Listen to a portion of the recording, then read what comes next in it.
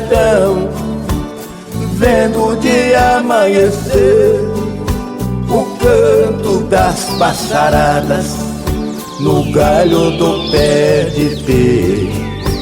O seu cantar é tão lindo, no raiar do sol nascer, trazendo alegria à floresta e contemplando o amanhecer.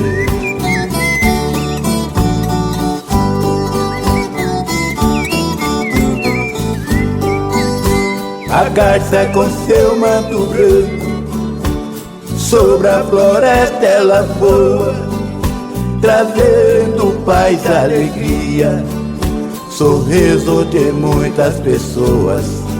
A perdiz que pia no campo, nas campinas verdejantes, na paiada pia um chororó, com os seus bonitos campos.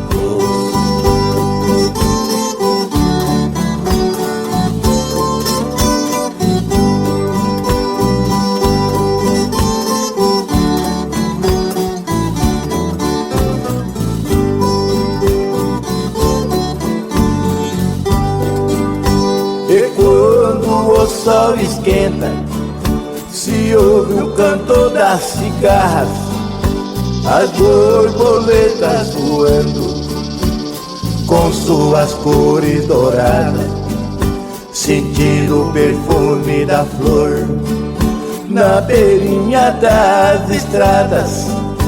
E lá no alto dos morros, o estudo da onça pintada.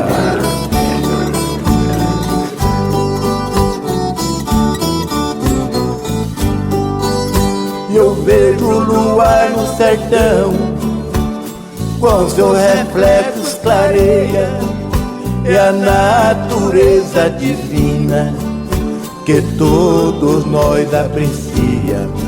É o cantar do coreano nas noites de lua cheia, caboclo com sua viola e suas cordas ponteias.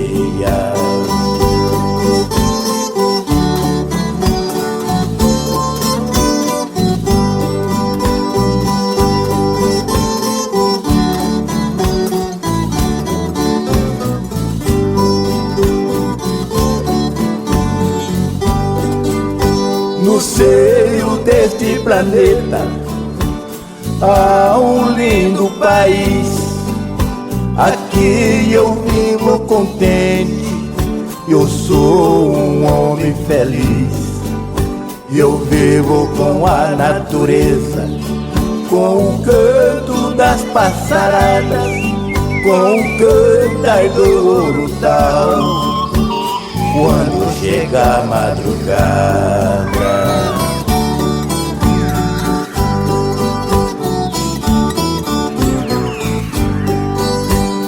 Peço ao nosso presidente que nos dê mais atenção, proteja o Pantanal, orgulho desta nação. O azul e o verde, o amarelo são cores da nossa bandeira, é o símbolo da nossa pátria, desta terra brasileira.